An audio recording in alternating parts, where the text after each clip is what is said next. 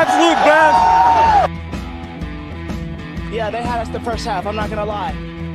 Oh, could be Wayne! I think I got my swagger back. Oh! I love it, baby! Them orange britches. Something about them orange britches. Tennessee wins! By Tennessee to one Jennings. Jennings makes the catch. Ball hit high in the air into right field. Going back to Sayre. And Tennessee can say hello win column. A grand slam in the bottom of the ninth. You can't draw it up any better. We just won a basketball game, and we're very happy right now. McGrath for the win. He got it. If you don't like college football and you watch this one, I'm not sure what your problem is.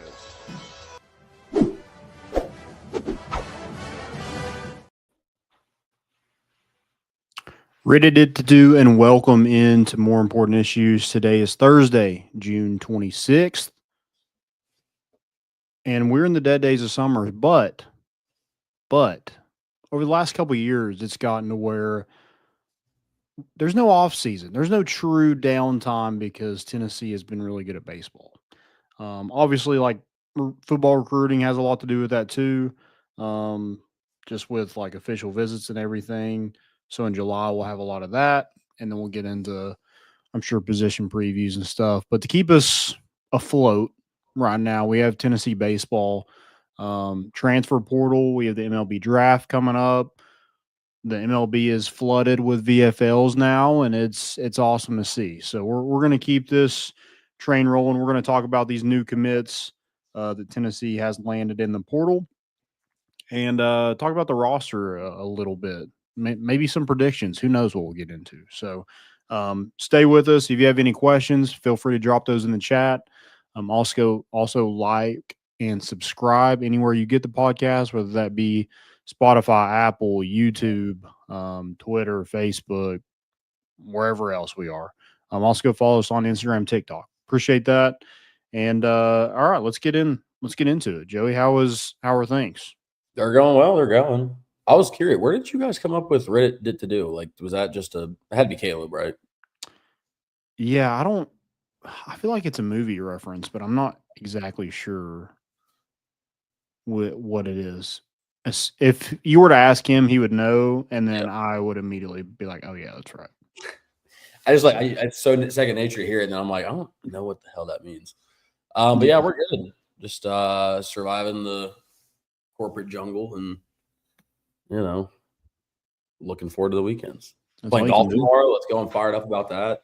And I'm playing Saturday, dude. I haven't played twice in a week, and I don't think I've played golf twice in a week in probably 4 years. Dang. But I'm fired up. Somebody's got to do it. Yeah, I just found I got a 2-iron at Goodwill, dude. Look at this thing. Ooh. Was it $7? Not $7.99. We got adult money now. Okay. Yeah, dude, it's a little time money. I mean, you can't really tell, but the face is like very tiny. Like it's. So you're gonna use that tomorrow? You're gonna break it out? Yeah, dude.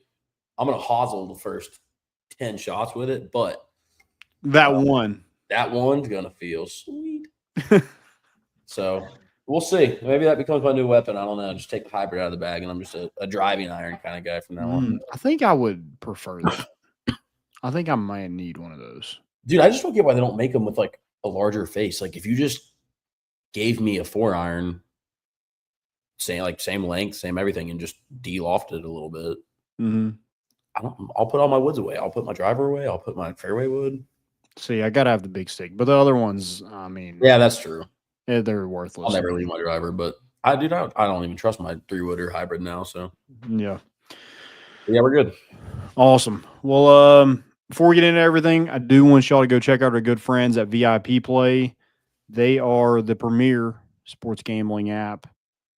You have to be 21 or over to bet and also be in Tennessee. If you do have a gambling problem, please call 1-800-889-9789. They just have really good stuff over there. Right now, you got the FIFA Club World Cup, I think, going on. You have the Rocket Mortgage Classic.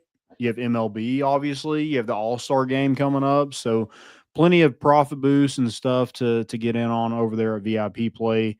And if you use code MORETN, again, that's MORETN, you can bet just $5 and you'll get $100 in bonus bets.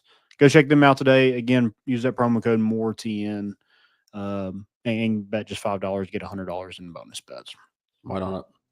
If you're gonna go bet a bunch of stupid ass parlays, you might as well get $100. Get a little bonus in there. For parlay juice. They never hurt anybody. And I like to remind people we're 1-0 as a podcast with our promotions. So that's true. Yeah. You can almost just statistically guarantee that the next one you post will win. So I'm just saying, statistically, if somebody took that bet and they put $1 million, we made somebody a millionaire. We made him $1.5 million. I think we hit it was our 120 or something like that. Yeah, it's like plus 127, I think is what it was. So yeah. Man. All right. Well, Tennessee lands some guys. Since the last time we had an episode, Tennessee has landed 3 guys out of the transfer portal. The first one is probably the biggest one, but all of them could be big. I mean, we'll see what happens with the other ones. But Henry Ford, the number 1 player in the transfer portal, he was second team All ACC and hit 362 this season with 11 home runs, 46 RBIs. Had a really good freshman year too. Hit 336 with 17 home runs, 69 RBIs. So the homers and RBIs wasn't there, but the average is there. So I mean, kid can absolutely rip it. He's 6'5", 225. I mean, he's like it's disgusting. Legit like Cam Newton. But he doesn't look like it in highlights and stuff. He looks he wears it well, I guess. I don't know. He's just a big kid, a really solid right-handed bat, and can play right field. Played a lot of first base as well. So just a really good player. He is a draft risk. He is a draft eligible sophomore, but he'll be a young one. So I don't think he loses a ton of. I'm trying to talk y'all into he's coming to campus. But he'll be a young like junior. So when he goes to the draft, it's not like he's like super old as a junior. So I think he barely like misses or he barely makes the cut to be a draft eligible sophomore. So I think that gives Tennessee some optimism there where his leverage won't totally be gone the next year. He is ranked the number 73 overall prospect. So we'll see. We'll see kind of how things. I mean, that's the thing. Tennessee's going to have so many draft risks with the signees out of high school. You have some junior college guys.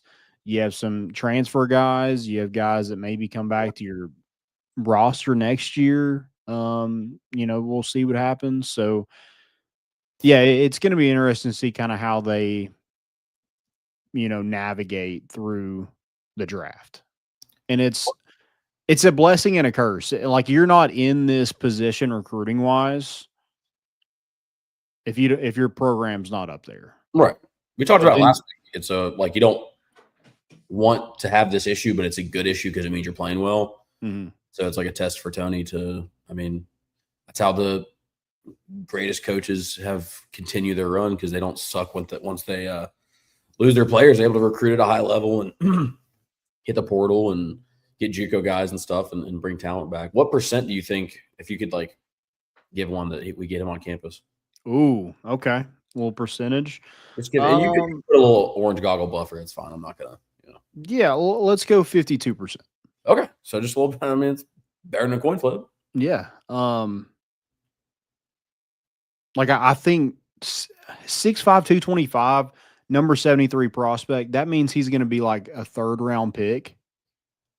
Yeah. I just think the potential is there to be a lot better than the 3rd round pick. Yeah, is that the selling point? It's like, look, you come play a year at Tennessee. Clearly, we develop guys like crazy right now. Mm-hmm. You've got everything you need to be a high draft pick one day. You got the size, talent, all this stuff.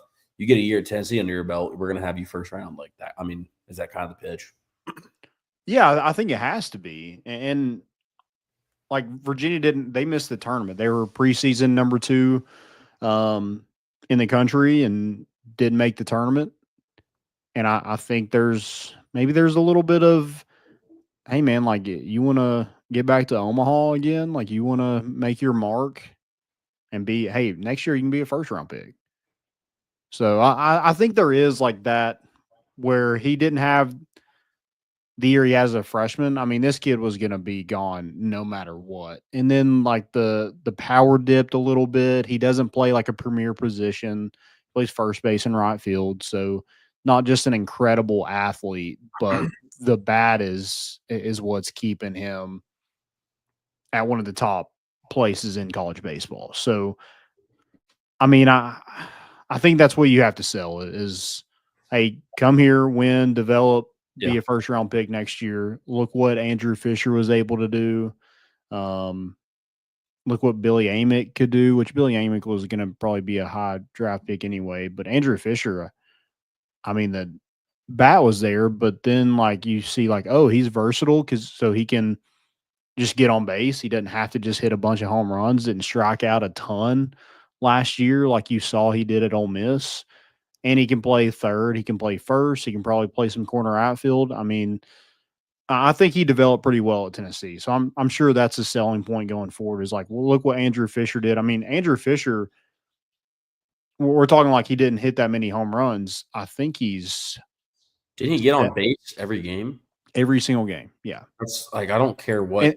And that's a story, but like the home runs like wasn't a thing. And it was just because Christian Moore set the world on fire the year before. But Andrew Fisher would be I think, second all time for Tennessee in home runs in a season. But you don't even know that because he got on base every single time, every single game. And that was the storyline. Getting on base every single game. Like, I don't care. That is like, that's absurd to think about just because even in games you're not playing well, like being able to see the ball that well and get enough. I mean, I'd like to see the breakdown on hits versus walks, but regardless, a guy on base to move and get in scoring position, it's insane. Yeah. But yeah, no, I agree. I mean, I think the push there is to, it's difficult nowadays. I mean, obviously you try to bring the NIL into effect for college, but it's just not necessarily as big of a factor for like football or basketball. But I don't know. I mean, like it's hard to go tell these kids not to go, to the majors or at least in the system because money, they're going to get developed there too, right? Like you're going to go if you're that skilled, you're going to have the opportunity to go show it. So I don't know. I hope so. 52 is good. I like that. I'll take it for the top, top transfer portal guy, right? Yeah, he was 1-1 for sure. Yeah, and like I mean that's on Tennessee's list. Like they almost have to get this kid to campus. Okay. I guess not have to, but that would be a huge win for Tennessee if they're able to get Henry Ford to campus. And this kid could have went anywhere in the country. So I think him committing to Tennessee after his coach at Virginia left and goes to Mississippi State, he could have easily just went and followed his coach. But I think there is a draw to Tennessee for him. And so that gives me a little bit more optimism. Yeah, that's true. I mean, like for him to even go like somewhere else, and especially like Tennessee shows that it's at least in the forethought of like, there's a chance that, I understand that I'm going to, stay in college for another year. So, yeah. Okay. Yeah. So, I mean, that was a huge get. He also turned it on the last 7 games of the season. He had 11 hits, 4 homers, and 13 RBIs. That's what we need. So, I mean, I think a lot of his like RBI dips is just because the team like wasn't producing well from his freshman year to his sophomore year. I think that was a lot of it. But the dude, I mean, rate 362, that'll play in the SEC. Yeah. So, and I feel like you could put him all, obviously like the power numbers are there, but you could put him probably anywhere in your lineup. Like 362, he's going to get on base. He's probably going to walk a lot. He doesn't strike out a ton, so I think that would be a huge get for Tennessee to get him on campus. Now, I would assume he takes over first base, right? That would be my guess. Yeah, he could play right field too. Yeah, I wasn't sure what kind of reps he was getting at Virginia. So yeah. I don't know. Let's talk about like that I do kind of hold that thought. I put a pin in it. I do want to bring it up later on in the show about like what, because these next two guys we're going to talk about, Okay. Right. and then we can kind of talk about like where they kind of fit and everything like that. Yeah. So then you have two-way players that you've landed. Henry Ford commits. I think 30 minutes later, DJ Newman makes the decision. And I think Tennessee's looking at two-way players. Yeah, roster cuts is a big one. You know, they're moving from I think 40 to 34. But then you have guys like that have done it as two-way players, like a Jack Caglione, Shohei Ohtani's obviously a big one that people are looking at. So you want to see these guys be that. I don't know how realistic it is, but if they're able to give you something on the mound and something at the plate, with having 34 roster spots is super valuable. And I think DJ Newman, who we just got his former teammate at Bowling Green, Garrett Wright, he is a true two-way guy.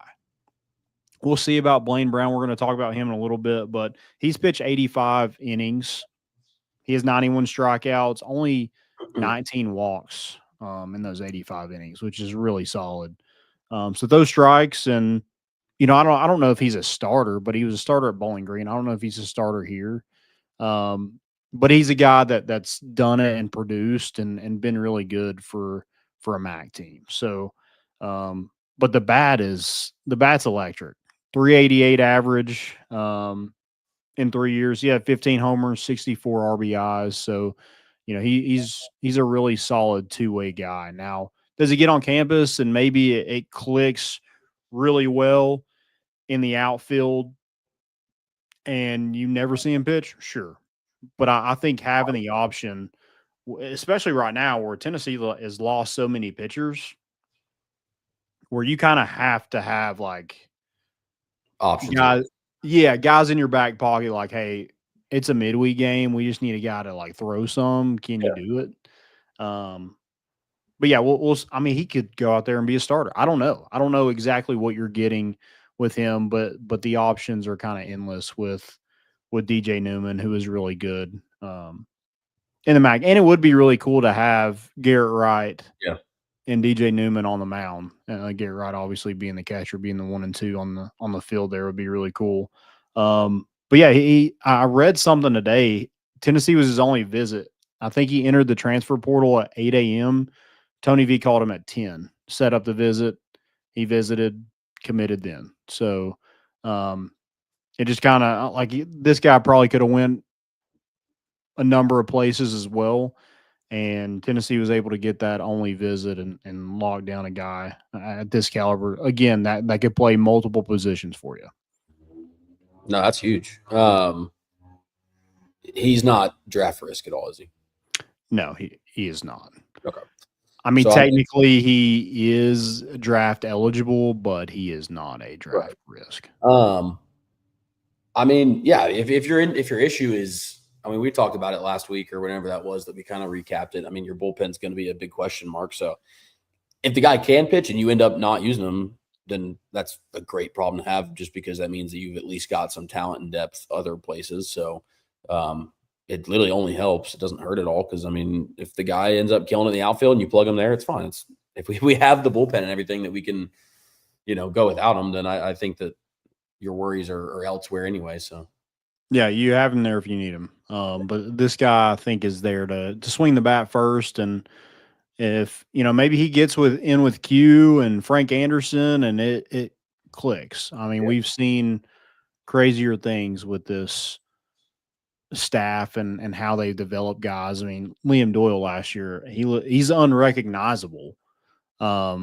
from his year at LSU. Andrew Fisher was a different player. Reese Chapman, when he came in as a freshman, was maybe 160 pounds, and now he's jacked.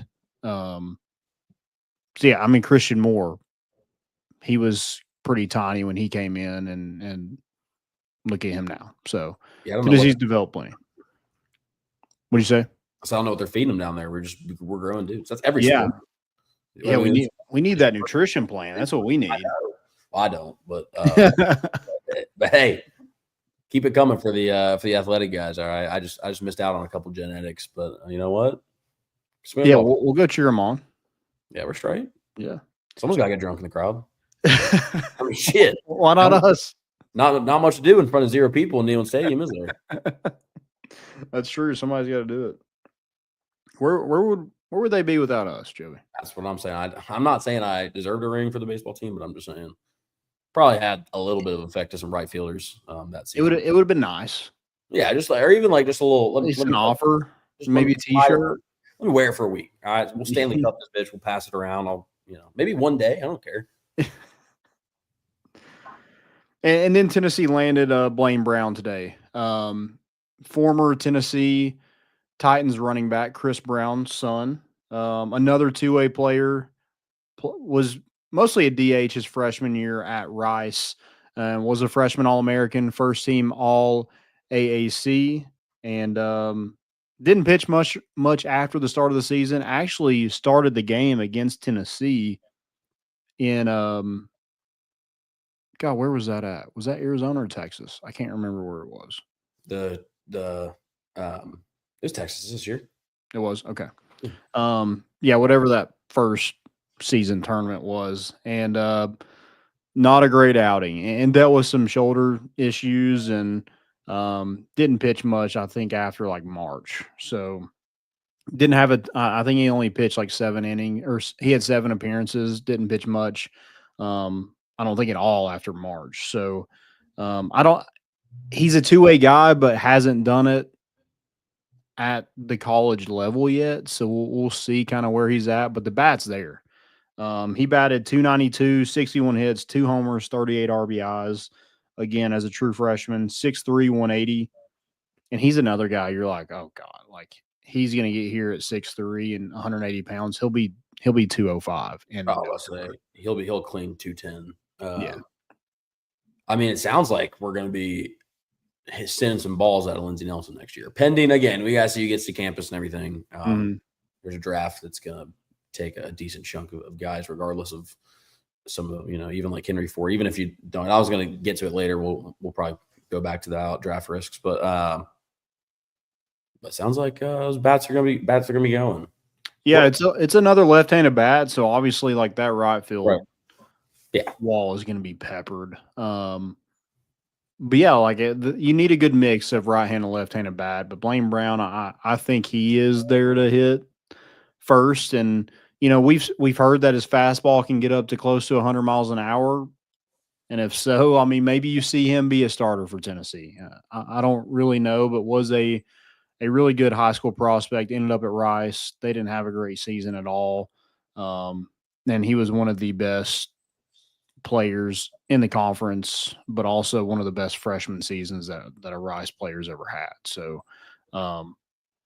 really great season for him. He played DH most of the time, so I think that's where your lineup gets interesting, is like who's your DH, who's your outfield, and kind of what do you do. And I know we're going to talk about that in a second, but Blaine Brown is kind of like another guy that just meets the same mold as like DJ Newman and Henry Ford, that you're like, okay, they're going to be in the lineup somewhere, but where they play in the field? Because there's only one DH. It's not like you can DH like 8 guys. Is Henry Ford the dude that made the assembly line? Yeah. Little Model T. Yeah. I was like, damn, that sounds like, I know Ford obviously. It sounds like, I mean, again, decent issue to have. Like if you got too many guys that are eligible to DH and you just don't know which best guy to put in, fine. But it's going to be, I guess, kind of interesting seeing in the coming, several months, kind of how who stays and who's going to be here and how they decide to plug it in. So we'll be on the lookout for that. Yeah, I mean, like, so let's look at the roster a little bit. So, I mean, the outfield. I mean, we talked about 3 potential outfielders today that are transfers coming in. I mean, look at who you have in the outfield next year. You have, I mean, Levi Clark can play a corner outfield. You have Jay Abernathy, Chris Newstrom. I'm forgetting somebody. Bargo could play if he comes back. That's a draft risk. And then you have the three guys that we mentioned, Henry Ford, DJ Newman, and Blaine Brown. So where do these guys kind of end up? Like, how do they come in, compete? Do they end up being on the mound? If not, it's going to be tight back there. I think the guys are so clutch because it's like at least it gives you a little bit of room to be able to play around with it more. They're just dual chess pieces that you can play with. Yeah. Love some utility guys. But the way I see it right now, it's like, Garrett Wright's going to be your catcher. Right. Levi Clark's going to be somewhere in the lineup. So if he could be your DH. Can Abernathy move maybe back to infield a little bit? And then you go Newstrom, Ford, and Brown. But, like, then where's your center? It's also like an all-transfer team at that point. Yeah. Yeah, because then you'll probably have in that scenario, you've already got 5 dudes on the diamond transfers. So then I think you could go Newstrom, Abernathy, and Brown. Well, then I don't know where DJ Newman's at. Let's go DJ Newman in center. Let's say he's our center fielder. You go Newstrom in left, Brown and right, and then you go Henry Ford at first. I don't know what your middle infield looks like. Yeah. Got no idea. I would – Manny Marin's going to be somewhere in there. Could Jay Abernathy be a second baseman? Maybe Manny's your shortstop. I don't know who's your third baseman at that point. Maybe Bargo. If Bargo comes back, then maybe he could be your third baseman. I think that's a good selling point for Bargo. Obviously, at that point, it's not like – well, we talked about how much of a utility player he is. Like, he's just been, yes, like, I'll do whatever I need to make the team better. So, if he really sees that he's got an opportunity, and these are conversations happening right now, like, we need you to either come play third base or out in left field or, figure it out and be a plug-in guy. I don't know. You could see him stay back for the team's sake. Well, and, like, he doesn't have any leverage right now anyway, so what's another year? Yeah. It's now, if he gets drafted, I think you probably see him go. But if he goes undrafted, then yeah, maybe you. And I don't really see him getting drafted because, again, you don't have any leverage. But how bad does he really want to play minor league baseball? Would he like to get back to Omaha? That's a weird thing, though. Is like you already won it, so like, is it like, hey, let's run it back and try to win? Dude, I gotta imagine, like, you can't, like, you go do that, you're addicted to it. Like, you wanna. Yeah, that's what you hope, right? You hope you're shot in golf, dude. You're not like, I did it, I broke 80, and then you're like, I'm never doing that again. Dude, now you're breaking 70. You're ready for the next 10 years. There's not an ounce in my mind that thinks he's not, if not more than the first time, wanting to go back to Omaha. Yeah, and I think he would be the only player to win to. Yeah. I don't think there's another one. There's not someone hidden in the bullpen back there.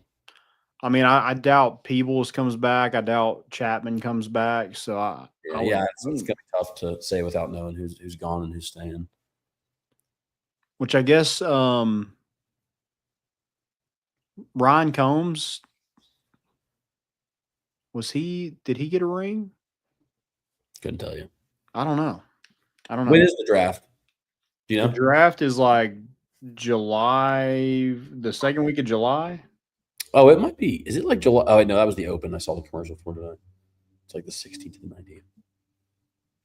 Yeah, it's something like that. So you'll hear more July 13th, 14th. We've got basically like 3 more weeks before we, Yeah, and you'll learn more. You'll learn, like, looking at Tennessee's signees, like, you're hoping one of those pitchers, you're hoping they, like, have this big number and no one's willing to match it, and they end up on campus, like Schoolcraft or Cameron Appenzeller, like one of those guys makes it. Because, like, right now, Tennessee has 0 starting pitching. Yeah, we talked about that last episode, and I guess Which I get, like you have guys, like I think you have 5 pitchers right now. You have Coons, you have Krenzel, Ryan Combs, Nick Abraham, and Anson Siebert. Those are your 5 guys that were on the roster last year. Everybody else is, I mean, you have 19 pitchers in the portal right now. 19. That's absurd. One guy had an injury, and I think he committed to LSU today. Who is that? Oh, go ahead. 19 guys enter the portal. I mean, but it's weird. It's like your bullpen wasn't good. And then obviously roster cuts, like you need to kind of cut that a little bit. Some guys are just going to get the boot, told to look elsewhere. That's just part of it. And then you kind of recruit over some guys, but it's like it's hard for me to just be like, oh man, that was a tough one to lose when Tennessee's bullpen wasn't good and they pitched the same guys every weekend. Like they couldn't trust anybody else. You're just hanging around the bullpen. So yeah. Do you think so Newman and Brown, do they bring any edge to that at all? I mean, like in terms of I think it has to. I mean, starting guys at least. Even if it's just like, hey, like go give us some innings in the midweek. Yeah. Like I think it has to be they have to give you something because I mean 34, like that's a big cut. And what's it currently? 40, I think. So it's like 6 players that get cut. Which Tennessee used to have like 50 of them, and then by the time it got there, they would just go down to 40. So I don't know. I think writing's kind of on the wall. If like your bullpen's struggling, it's kind of been noted by the coaching staff in press conferences that the bullpen's struggling. Yeah. And you're still not getting any innings. I know there's probably 3 pitchers that Tennessee probably would like to have back. Sharman would be one of them. Austin Breedlove, I think, had some nice moments. And then, of course, Dylan Lloyd, but he just wanted a different role, and it wasn't going to be at Tennessee, which I saw where he is linked to LSU, but he's not going to start at LSU. I'll say he's not really in any much more of a different situation. Like if you're getting the opportunity at Tennessee on a team that could have used you, that's where it's kind of like, I mean, I don't know what the coaching's outlook is because it's like, I don't know what else you wanted unless it's the Friday role because like we probably needed you. So maybe there's probably multiple factors and it just didn't link up well. But I highly doubt you're going to go to LSU and take the ace position. Maybe I don't know, but I don't see that happening. So I'm sure there was some stuff behind the scenes. But I think Tennessee lacked home runs, so they wanted to add some power. So they added, Garrett Wright's a big one. DJ Newman, Blaine Brown, Henry Ford. You needed a catcher. You got Garrett Wright. You needed to add pieces to this bullpen. So you have Estrada. You have the kid from UNC Asheville. Estrada's the kid from MIT, I think, a D3 school. But yeah, you've like addressed your needs so far. But I think you need an infielder.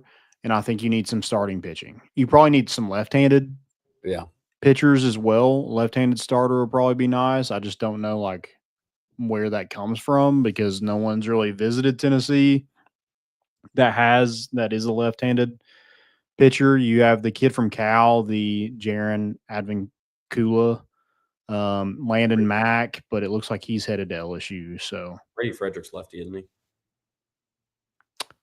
Brady Frederick is a righty. Or was he? Yeah. So you added those 2 guys, Bo Rudy from Kennesaw State, which is a top arm. What'd you say? Sick name. Oh yeah. Bo Rudy, dude. Yeah. That's as Southern as it gets. and then Brady Frederick. So you've addressed that. You kind of recruited over some guys. So I think guys like Michael Sharman, Austin Breedlove probably wanted more of a Tanner Franklin, Nate Snead role, and they're probably not getting it. So, yeah, I was going to ask what I mean, I guess it kind of ties in like what position this last season struggled the most. I know you're probably gonna say pitching just because where we're at now with what we have, but like, is that a standalone answer? Like what we need, what gap we need to fill the most? Basically, obviously, pitching's maybe more numbers. Like we need some added guys, but Yeah. Yeah, I think they could have used a I hate to say it, like I'm not picking on Dean Curley, but they weren't good in the field wherever Dean Curley was at. And I think a lot of it is because he played so many positions. He played some third, he played short, he played second. So you're just uncomfortable probably the whole year. yeah, that's fair. But they could have used a better defensive shortstop or second baseman at times. Okay. And when But now you don't trade that bat for it. Like Dean Curley had the bat to go with it. I think they struggled some at catcher too. Yeah. Well, that one we at least have with Garrett. I mean, we at least have an option for, but I guess we just talked about that middle infield is kind of still a big question mark. So, yeah, Avancula would help that tremendously. And I mean, I don't know. He's played mostly second base at Cal, but he could maybe end up at short. What are these freshmen coming in? You have some JUCO guys that can come in and play. Matt Barr is a top JUCO arm. That Tyler Myatt, is that the other one? Yeah, Tyler Myatt will be I mean, he's another guy you can probably throw in the outfield at some point or DH. Just another name in that competition. But yeah, Matt Barr would probably be, I would almost bet on him to be your Friday night guy. But does he even make it to campus? Yeah. Yeah, that's why it's so hard right now. Because I mean, like we can have this conversation in, I guess let's call it 2 months. For 3 more weeks. Yeah. Well, I mean, we're in the dog days of sports, dude. We did say as Tennessee fans, we need a break at some point. Now, the other fan, you guys are so good at being mid. All right. I would rather be consistently reaching playoffs. And I mean, we're talking about baseball. We did just win the national championship prior. But I'd rather have like 4 sports popping off and I'm good all year and have to have a heartbreak, in the playoffs or something like that than be like, a couple schools I can think of that are good at one sport and have nothing to do the rest of the year. But anyway, the point being this is what we have to talk about. And I mean, we're staying on top of it. We can do what we can do. But yeah, I mean, in 2 months, this conversation is going to look drastically different because now you'll know obviously kind of more solid in place lineup. You'll know if you got a couple guys, and I'm going to ask you here in a second about who's still left out there that Tennessee wants to go get, or who are guys that we're targeting. In fact, we can get into it right now. Is there like a couple names that are still out there that are not even if they're not close, but like just guys Tennessee needs or wants pretty bad that have at least a chance? I mean, the Landon Mack and Avancula are the only ones that have like visited. So until they visit, I don't know how like real it is. I'm sure they'll see some names pop up here and there. But I mean, like right now, if you're needing a guy and you're like, hey, this JUCO guy or this infielder, like we need to get him to campus somehow, some way. Hey, we're not going to go pay somebody in the transfer portal. Let's add some more NIL money to this kid, sweeten the deal a little bit, and make sure he doesn't go in the draft. So I think there's a lot I don't envy being on Tennessee's staff or even a college baseball staff during this time, because it's like you want to like address the end of the season and kind of like take a break, but there's no time. Even when Tennessee won a national championship last year, you did the whole celebration, the parade, and then it was right back to recruiting. Yeah. Because you have to like reload and you have to see like what guys are not going to make it to campus, what guys can. There's so much predictability. And just like, I mean, you just have to recruit your ass off for guys that may or may not make it to campus. It is crazy. Well, that's the thing with the coaching staff. It's like you're doing this, like every day you go to work and you have this job. And like, I know that they're obviously like papers out, like, you've got every option that you're trying to work with, but I mean, you're trying to picture what your roster looks like, what your lineup looks like, and you can't even plug and play. The kids don't even know what they're going to do yet. So like, you're really just messing around with different opportunities and options, but like you can't put 100% to it and chase it because the guy that you're planning on putting here, so then you got to move somebody here, but that guy doesn't want, like, that guy might not even show up on campus by the time it rolls around. So what's the timeline on baseball recruiting, like deadlines and obviously the draft is probably the biggest factor right now. Yeah, I mean, I think it's July is when the portal closes. Yeah, I think it's July 1st. Okay. But then you have to worry about the draft. Yeah. So yeah, it's kind of like it feels like it's going to be quick, but it's a long, fast process, if that makes any sense at all. No, I know what you're talking about. Because you're predicting like your whole roster, but don't predict it too much because you only have 35 spots now. So yeah, exactly. You're thinking of guys that like waited their turn a little bit, like a Trey Lipscomb or Jarrell Ortega, or those guys even like on the roster to a couple years ago. I don't know. With 35 guys, I don't know. It's just got to be more talent up front, I guess, because you can't. Those guys aren't. First off, you don't have the spots to give them the opportunity to play into it. Like it's either like you come making a difference now or no, because you just can't mess around. Sorry if you. I don't know if you can hear the cars behind me on the road. Every douchebag in Knoxville likes to go fast past my apartment because I'm right by the bridge. So, and I can hear. And these walls are made of cardboard. Well, they get fired up. They see Neyland Stadium. They start revving that engine. I get it. Yeah, I didn't think about that either, dude. I'd probably fire me up. But still, dude, at like 2 a.m, I do not need to hear your 200cc little dirt bike. The red light. First off, it's the one. Yeah. I'm like, you're gonna be waiting for 2 minutes, dude. It ain't a smart light either. If it's 2 a.m, you gotta wait there by yourself. Anyway. It's lonely. Yeah. Yeah, I think Tennessee will target a ton of infielders coming up. Probably some starting pitching. But also, like, let's see who may end up coming back to Tennessee. Is Bargo? Could he come back? Could Brandon Arvinson? Can you sell him and be like, hey, man, you had a really good end to the season. Come back, be a starter, be that left-handed presence that we need. I don't know. Tennessee's got some decisions to make, and they're going to have to sweat it out for the draft. And but in Tony, we trust. Yeah, I heard that one. Yep. See, when you hear it, you got a selective ear. It's just douche. Yeah, real quick, run through. All right, so go through everybody. Go through last year's roster and hit some draft risks, and then I guess we've kind of already touched on them all, but transfers and other guys that are also draft risks that haven't been here yet. Yeah, I mean, like the main, like, obviously, like, Keelan's gone, Curley's gone, Doyle, Andrew Fisher, AJ Russell, Marcus Phillips, all those are gone. Yeah. So like you're gonna have to replace basically your entire middle infield, your first baseman, your center fielder, because Inslee's gone. Catcher, Peoples is probably gone.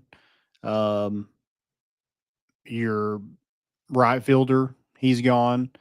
Bargo's your utility guy. He played a lot of left field toward the end of the season, played some third base, can catch a little bit, but I think you're probably good on catcher with Garrett Wright. But I think you need a utility guy that can just play somewhere. Can he play third and move Manny Marin over to shortstop or second base? Could you see that? Could Jay Abernathy play? I mean, there's a good chance where Tennessee is going to – I mean, they're probably going to get a transfer of some sort, but I think you could see him, like, paying a lot of money for one of those – obviously not Billy Carlson because he's going in the top 10 in the draft, but maybe a Steele Hall maybe, or somebody else, Ethan Moore, the kid that I think stole from Louisville. Could you maybe get one of those guys on the campus? I don't know. Tennessee needs some middle infield. I think they will. Is Jay Abernathy going to be your center fielder? If not, that might be somewhere where you look like who's going to be that guy. I don't know. And then starting pitching. I mean, you have to replace everybody. Snead's gone, so that's Tanner Franklin's gone. So basically, everybody you used a ton and threw a ton of innings are all gone, except Tegan Coons and Braden Krenzel. Those are the only two guys that are returning. So it's a lot. But I mean, there's also nobody in America besides maybe LSU that can go toe to toe and be like, this is what we've done with transfers. Yeah. And like we talked about having the time, like obviously not making it to Omaha, like is as much as we figured it out like this last year after winning, like that, dude, that helps you. Like it is such a factor that you can get kids on campus earlier. You can make the entire staff change attention to recruiting and getting guys in the transfer portal. Like that extra 2 weeks basically is absolutely crucial. And I mean, we've done a good job. It feels like this year we're getting depleted more than the championship team. I mean, we are, but now we lost. I would probably arguably that we lost a lot more talent in that team. But strictly number wise, I mean, it doesn't matter how good they were. You got to replace them anyway. So, you got to replace, 15, 18 dudes. That's not an easy task by any means. Yeah. I mean, the only two starters is going to be Levi Clark and Manny Marin for sure coming back. Yeah. That's crazy. And Tegan Coons, if you count him as your Sunday guy, Bargo, if he comes back, then. But even then, you're 4 or 5 dudes. Like it's not. Yeah. But again, that's none of those are your best guys either. Right. And that's where the coaching staff. I mean, this is like where you got to develop and you got to recruit guys and get them to campus so you can have those for at least 2 or 3 years. Yeah. And so Levi Clark's going to be here for another year. Like you're not going to have to replace him next year. Yeah. Jay Abernathy, same thing. I think Newstrom and Marin are eligible as sophomores, so we'll see. But yeah, another guy that you have coming back who's going to throw his name in the hat is Stone Lawless. Yeah. Like, is he able to catch? And maybe Garrett Wright somewhere in the outfield. Just add another name to the outfield. Who in the hell can play infield? That's what we need to find out. We're just going to have like 20 dudes outfield prepped. We're going to hold an open tryout for Tennessee to find some middle infielders. I might still have some third base left in me if they want to swap somebody over. Okay. You got some left? Quick hands. I got to work on that transition a little bit, but dude. How's the arm? It's been better, but I can work back into it. That's not a problem, dude. You give me too much strength training, let me go throw a couple hosels out there. Dude. Yeah. I mean, we're probably little 2-hop exit velo, probably 65. It's like riding a bike. Ain't no problem. Dude, I guarantee you I could turn 2. Probably not well anymore, but it would feel so good. I'm glove flipping. I'm gonna try. Because I mean, like, then because I guarantee you it's gonna be sloppy. So I mean, at least if I'm gonna slop it up, it's gonna be a glove flip so I can have an excuse, a little Dean Curley action. Yeah, I mean, there's nothing like being the transfer guy at second base. Guy slides into you a little bit, you turn it, and then you're calling that guy B or a P. I mean, it's electric. That's fire. I love turning 2. One of my favorite things about baseball, double plays. Oh, we're talking about baseball. Yeah, that is pretty, dude. That's gotta fit somewhere high on like electric things you can do in a game. I think buzzer beater is easily even just a clutch 3. Like when the crowd gets quiet and there's a crowd pop on that 3, that has to feel. When it's butter coming off, you get a little Steph Curry, a little shimmy before it's halfway up. That's gotta be. Or like in a close game, you're like, oh man, they need this one, and it right through there. Woo. Yeah. Dude, if you can like a deep ball or a right on the numbers like bread box, if you just but like I imagine They check against Alabama. Yeah, dude, that's like I mean the pause waiting for it to land, like you just think that feeling it goes through. Quarterback when you zip it and like you can't do anything now, no one's even looking at you. You're not the tension's not on you. Your ball's just flying. Dude's in the end zone. Like the moment you see that catch, it's Yeah, or a long 80-yard run. dude, even like when a kicker drills like a 60-yarder, dude, they're always fired up. Mm-hmm.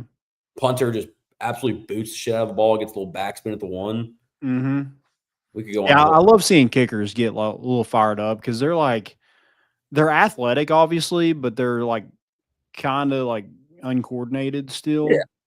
I know what you're talking about. You get like they like don't belong in shoulder pads. They just got them because they look, because you have to. Yeah. Like Matt Prater, dudes like that. Like they always just look like a brick out there, but still electric. I mean, I'm not putting quick kicking out of my career either.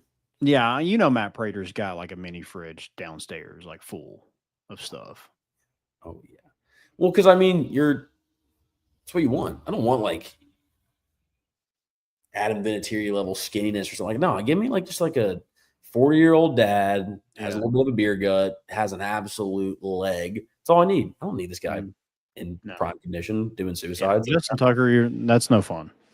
Speaking of, you see he got suspended? Oh, did he? For what? First 10 games of the season, I think, for breaking conduct. I don't know what it was. I didn't read into it, but I didn't see that. Wow. Yeah. Unless I got absolutely got by somebody, but it looked like pretty sure it was like on ESPN. So is that the worst? Like I don't get got very much, but like on Facebook, but like it gets me for a second. You're like, I'm like, no, that's not real. Yeah, it's almost like obviously the ones that are like I know well enough that I'm like, okay, that wouldn't happen. But the ones that are just like medium news, and I'm like, dude, why would someone go out of their way to report that? And it doesn't affect me at all. Like Justin Tucker getting suspended, I'm like, I could care less. But like to think that someone would actually take the time to make a fake report about him getting suspended, I'm like, why would you? What are the links? Like I don't click on it, obviously. Usually but like, Barry Wood, just hanging on the side of the bed. Okay. Yeah, maybe that's what I was. Yeah, that's like I wouldn't say I was hoping for, but I hope it is like some people are getting got where it's like some old lady's like, huh, and clicks on it and they're like, oh my God. Yeah, it's usually just like a massive hog or something. Like it's never cool. Like if I got gotten, I mean, not to be explicit in nature, but like if I clicked the link and it was like some tits, okay, like at least I got but I was like, all right, now only did I have the embarrassment of getting got, but I'm staring at some dude's 12-inch hose over here. And I don't even know how to get it out of my phone. Like NSA is watching me what I'm looking at. Oh yeah, and then it pulls up like 4 different links to like nothing. It's like what just? I mean, my phone just broke. Yeah, no, dude, I don't trust that. So if whoever's my FBI agent in charge of watching me. Yeah, but the people who like have like a picture set up and a link and it goes to that, like those people have way too much time on their hands. Yeah, it's that unemployed friend. Yeah, I wasn't sure what you had. And they don't get paid for that. Like, what is the point? It's entirely on the premise of but you don't even get to watch people have a reaction either. Yeah, plenty of shit when you do it to somebody in the room with you, and you're like, watch them press that link, and then dude. You're just doing it to some random person sitting in their bedroom, and you can't even see it until they're pissed off enough to get in your comments and then say that they got, which like I guess that maybe that's I don't know. Like Richard G. West is like you get to the point where you play that. If you get it within a fan base and you just become the troll or like the guy that does it, it's fine because you become famous and like known as like the troll. And then now it's like it happens with a lot of those accounts. It's like they actually start like. Because they've got a big enough base that people will start giving them leaks, and then they'll actually be telling like real. I mean, Richard G. West has broken some big stuff like days before now, because I think people are just like he's getting linked somewhere, and he gets like in articles, like people like credit him in articles. And he started. I think the one that got him big was the Morgan Wallen was going to perform during the halftime show at Ole Miss. Like we were gonna roll out a stage like it was Super Bowl during the 20-minute halftime in a college football game. Yeah. But That's something Lane Kiffin would do. that is something Kiffin would do. So like it's almost believable, but you're like, is this real? And then you're like, Richard, he looks official. He's got a suit on. So. Yeah, he's got a damn suit on. He's got a profile pic. Mm-hmm. Here we go. Just zooming past. Chaz Lanier got picked. Who do you go to? Come on. Take it. Oh, the Pistons. Numbers 37 overall. Good for him. I don't even know who's on the Pistons right now, dude. Like, is there?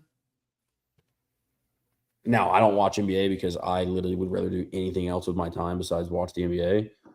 But I gotta assume. And like, look, if Tennessee's basketball can get to the point where, like, I mean, we've already had a couple, but if we can really get some solid dudes to the league, that could make me want to start watching NBA again. But Cade Cunningham, that's right. Is that where Tobias Harris? Yeah. Okay. Tim Hardaway Jr. They kind of look like a bunch of bums. I don't know though. Looks like Chaz can go in here and go drop 30 tonight. Love that for him. They finished with, oh my God. Guess what their win-loss was this year? Oh, wait, never mind. What did I just see? They weren't bad. No, they weren't bad at all. I don't know what I'm looking at where it says they were 14-68. It's wrong. Was that when they got Cade Cunningham? Oh, it's just an error. It says, if you tap it, it says 44-38. So, yeah, they finished 6th in the Eastern. So, I don't know. Anyway, shout out Chaz for doing that. Oh, it's the Wizards that were 18-64. It was just putting them at the bottom. That's absurd. 18-64. Yeah, that's crazy. Don't even play. Just stop. Yeah, shout out Chaz Lanier. We'll have probably some basketball. I don't know. We'll probably start just sprinkling in some basketball stuff towards right before football season kicks up. I feel like, there's usually some sort of news with commits or recruiting and stuff like that. And, but it's not as far away as it feels, dude. I know it was just March, but it's because football's dancing on the corner right now. We got basically it's August 31st, so that's basically 2 months from now. I'm giving you time to tweet out. Did you think the Mavs getting the number 1 pick, you think that was rigged? Dude, I think it's like, you gotta assume that there's got to be some sort of like, I don't think they're actually pulling it from a, randomized. Drop the balls if you're going to do that. Have the little lottery balls actually out there, which I don't think they do if I'm correct. So dude, it has to be something because first off, that trade was so fishy. And maybe they're hoping Cooper Flagg does something, but that was a fishy enough trade that I don't think that they weren't going to be guaranteed the first pick or something. Like maybe not, but I feel like we've seen it happen too many times now where it's like, okay.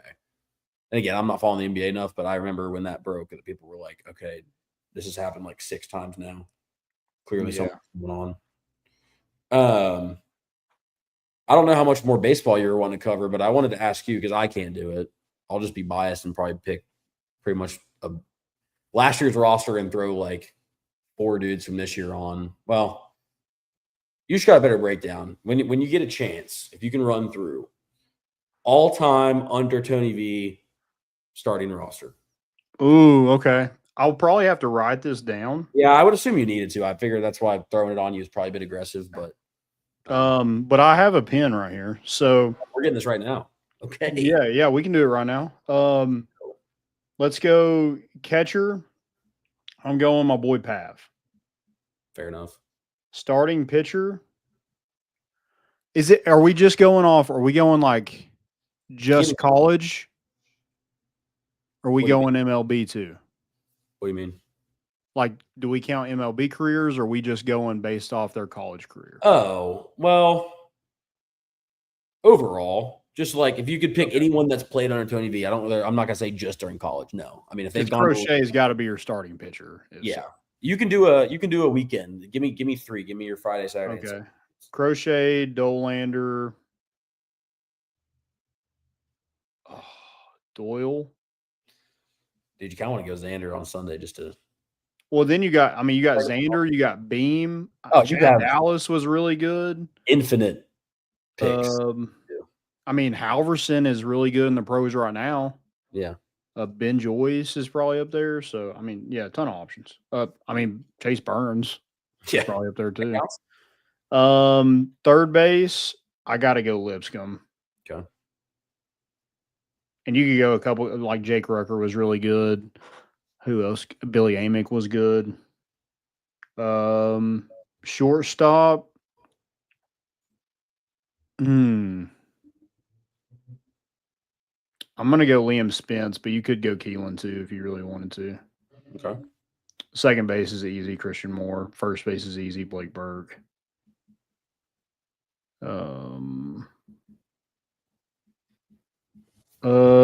Center field. Can we just go outfielders, or we got to go position? Not position. Oh, damn. Center field.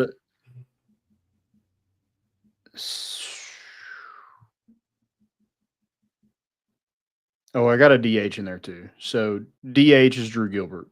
Okay. I was about to say, because we could go for days with DH, so I wasn't sure if you want to save that for last. Yeah, we'll go Gilbert DH. Okay. Center fielder is going to be Hunter Inslee. Yeah, I figured. Right field Beck. Ooh, left field's a tough one. Another third baseman you can go is Andre Lipsius. He was really good. You go Solari at left field. You could go Evan Russell. That's who it is. Oh. I can see where your brain switching went. Oh, yeah. But you could go Solari there. You could go Seth Stevenson was really good. I was trying to think of some more. Oh, dang. See, that's the issue is you make your roster and then you're like, okay. And then like someone's name pops up. You're like, whoa. I mean, Andrew Fisher not being on this is. Yeah, that's exactly. You can't sit there and be like, okay, there's nowhere for him on this list. Dang. But I don't know how you do that. Who are you gonna move around? I mean, you can't. Blake Burke is no, but he's locked. So absolutely locked. You could DH him, but you got to have Gilbert. Having Gilbert off the team is equally a disgrace. And Hunter Inslee is Mr. Tennessee, so you can't take him off. That'd probably be it. I don't know if you have anything different, but I like that. I'll put a little graphic together. We'll post it out. We'll see what the people think. We'll let the people be the judge of your. I'm assuming you. Again, it's gonna be so hard to fit everybody in there. Like someone, might want to throw somebody else in, but yeah, it's a solid list. So run through it one more time. Final. Did you write down like? Yeah, I went Pavitt catcher. Starting pitcher is going to Crochet, Dolander, Doyle. Third base would be Lipscomb. Shortstop Liam Spence. Second base Christian Moore. First base Blake Burke. Center fielder Hunter Inslee. DH Gilbert. Right fielder Beck. And then left fielder Evan Russell. Hell yeah. And there's so many good ones. Like, I mean, starting pitching, Chad Dallas was a dog. Garrett Stallings was really good too. I mean, bullpen. You could even add like 5 bench spots where it's like I'm picturing like the show how you have like some bench players and like you're like 5 people. Xander and Beam are probably. I think you got to go those two. Yeah. I mean, Burns is probably up there just because like he was a dude. Yeah. We won't count Burns. He transferred. Yeah. I mean, Andrew Fisher's got to be up there. Keelan's probably up there.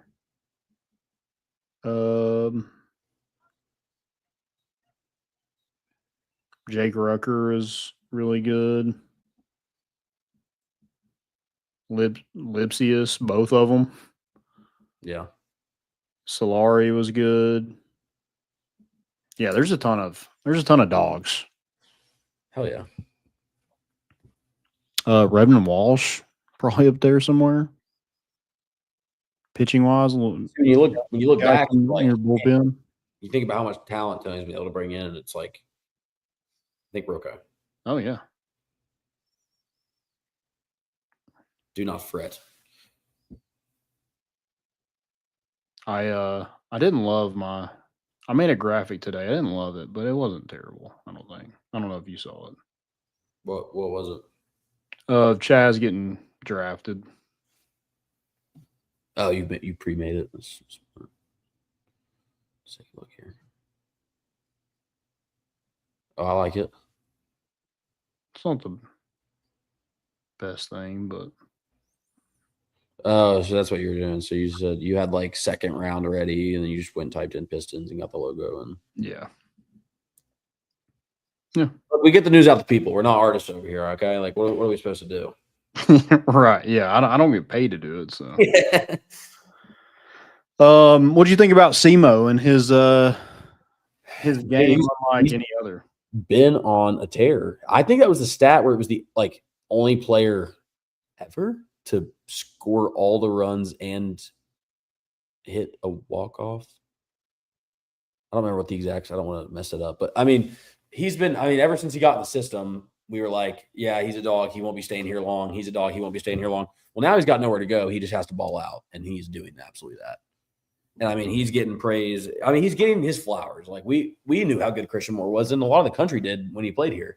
Obviously, Tennessee was, the top of the top, and everyone had their eyes on us. But I mean, he's just balling out. He's having fun while he's doing it too. So I mean, it's cool to see him because there's a lot of guys that you love. Like it's an energy thing, it's personality, and they're so good and also so fun to be on your team in college. And then just the league is so different. Getting to the MLB is just a whole different beast.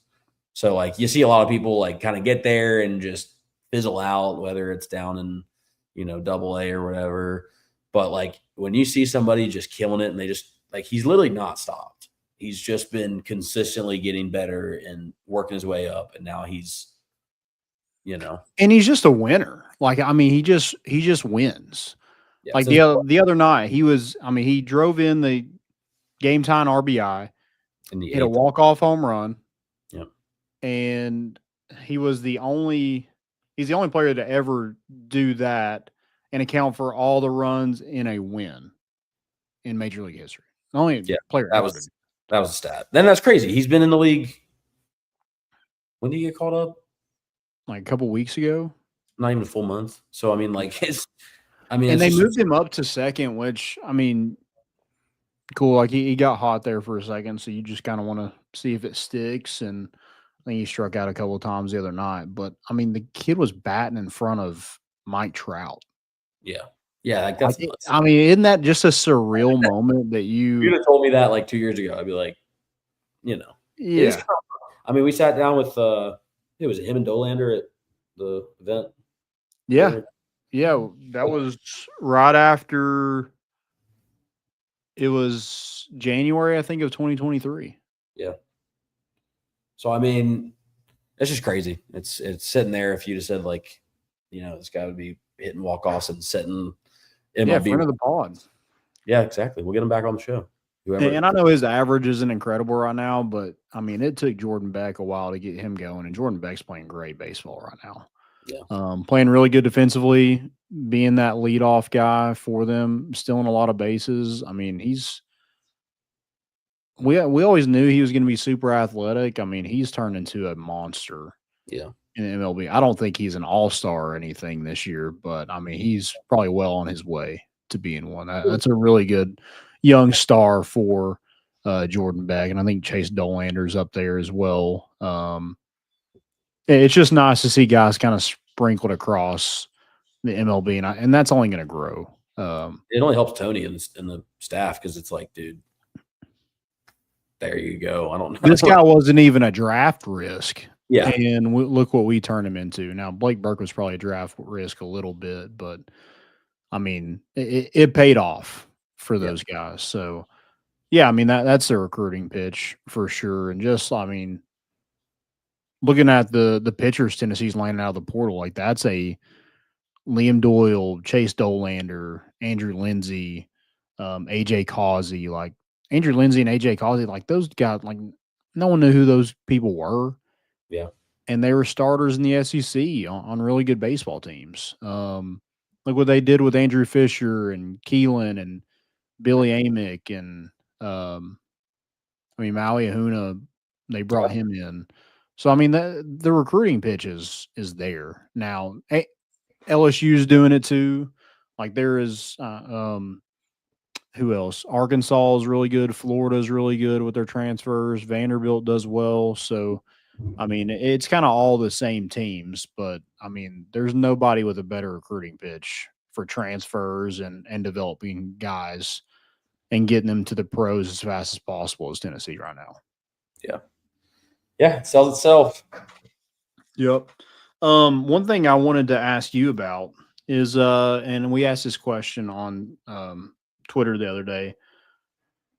And also, like, I'm never going to call it X. It's always going to be Twitter. People correct me sometimes. I'm like, it's Twitter. Yeah, I don't like, and if I don't call it X, I will always say tweet. I'm not going to, did you post something on X? Like, you tweeted something. Yeah.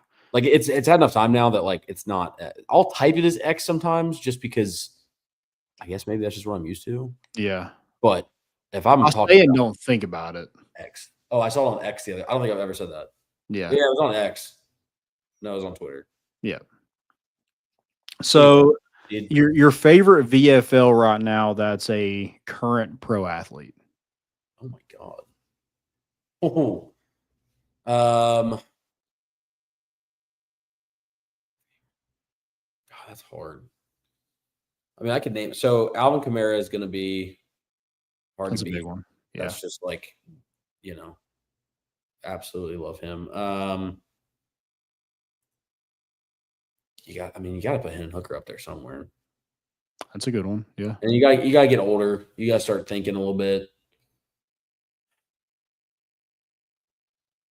I think Trey Smith is a great one. Yeah. Juwan. Oh yeah, Juwan's. Juwan would probably be mine, I think. Yeah, because I'm trying to go like multiple sport because like I get locked in on like.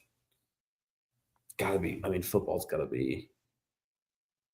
I mean, Dobbs is still on the roster, right? Yeah. I think he's with the Patriots. I can't tell where he is. He went like Steelers twice and then bounced around. I was on the Browns for a little bit, I think. It's weird with basketball because usually the guys that are like starting or getting close to start were guys that were here for like a year. So like so Keon Johnson, Jaden Springer, like I mean, obviously Dalton Connect's probably up there.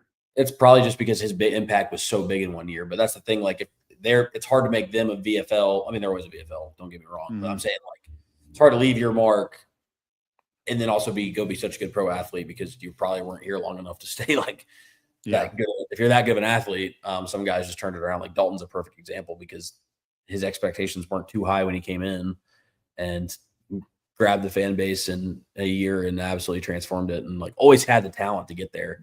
So, like, he only had a year here anyway. So, yeah, Grant Williams probably up there.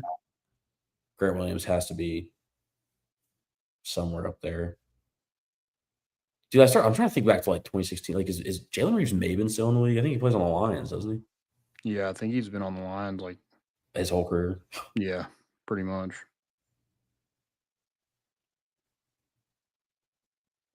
I mean, I don't know. I would love to see Joe Milton actually become a very useful quarterback in an NFL system. Only because I want to be able to just keep being like, he was a ball, by the way.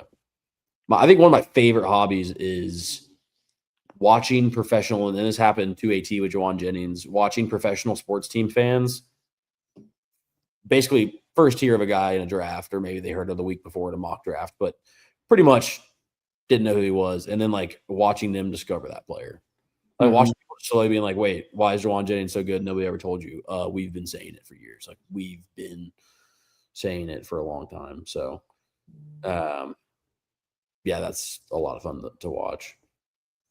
Yeah, it's also like it's cool seeing like people wear like professional fan bases wear like Tennessee guys jerseys. Like, cool, dude. I saw some today where Jordan Beck and Chase Dolander had their jerseys for sale in like a team shop. Yeah, and like people are buying them, and like that seems crazy to me. That like, I mean, they were just playing in Lindsey Nelson a couple years ago. Yeah, no, it's absurd. It's weird how that works. Yeah. So, all right. Well, you got any stupidities? Dude, I don't even know. I'm sure I've got more than I need to. Ooh, mine is EA Sports College Football 26, top 10 toughest places to play. Oh yeah, that wasn't even stupid. It's just like almost like they got to be baiting for fucking getting people fired up. Oklahoma at 8, dumb. Oregon at 9, Clemson at 6. Come on. Yeah, no, those I don't know who. And also, like, I understand Penn State's like really cool, and this might offend you a little bit. I know you're a huge Penn State and James Franklin guy, but don't even mess with me like that. Serious but like, who do they beat at their home stadium to make it a tough place to play? Dude, the only reason they say that is because it's a stupid whiteout game, and none of those dumbass students are even like aware of what's going on in the football game at that point. There's a bunch of broads and douchebags that are showing up just because they want to get ragey and probably be an asshole to somebody. But that's win a meaningful game in that stadium, and then you can say that's the thing. Like, yeah, you can be loud, but like, I guess that like affects you at the end of the day, no matter what. But like, I don't know. Also, Drew Aller, like, I don't really have a problem with Penn State, but the Drew Aller hype is the most insane thing that I've ever seen. They've hyped every quarterback that's came through there. Same thing with Sean Clifford. It's the most biggest like bust is like I don't even. They haven't like when was their last like seriously legit good quarterback? Has to be 15 years ago. Trace McSorley. Like it's just like I don't know. They're delusional, and Vols fans are plain delusional. I'm not. Yeah. I don't say Penn State's fans are delusional because I don't think there's no one shouting from the rafters that like. I don't think there's a lot of Penn State fans that probably wouldn't even agree with that ranking, but yeah, I don't know, it's just dumb. Sorry, going all fired up. Yeah, I think Tennessee ended up being 12th on that list, and that's just so false. Yeah, I'd go find 11 places harder to play in Neyland Stadium at 8:30 at night with every single fan on plenty liquored up and. I mean, just go ask. Literally, that's a serious. I'm saying go. It's not Oklahoma. I'll tell you that right now. No, that one's ridiculous. I mean, go find interviews of people, and they almost all the time there's someone saying, "Yeah, Tennessee was like sticks out as my mind is like the hardest place to play." It can't be any Big Ten school because they play literally their biggest games are played at noon. So. That's the other thing. Like, yeah, you can play a game in Neyland at noon, and it's gonna. I mean, no, you're gonna lose a little bit of touch, but it's not. It's going to feel like it's 3:30 or 8:30. Mm-hmm. You're not going to have, people moseying. Like that's just stupid. Yeah. I had one more. It's Florida State's new quarterback, Thomas Castellanos. Have you seen? Yeah, I don't even know if I said that right. I think it's Castellanos. Like it's probably Spanish or something. Castellanos. I don't know. Not Castellanos. It might be it. Shout out. A lot of money was put on him after the bombings. He didn't come up clutch. Is he losing it? He might. I thought that, but now I'm starting to think he might. Like someone's dying soon, and it's going to be like he's waiting. Like, oh, you guys thought Iran was a big deal. Boom. Well, this guy, he needs to stop talking to the media because he literally said he's dreamed of playing against Alabama. They don't have Nick Saban to save them. I just don't see them stopping me. Bro, you were from Boston College.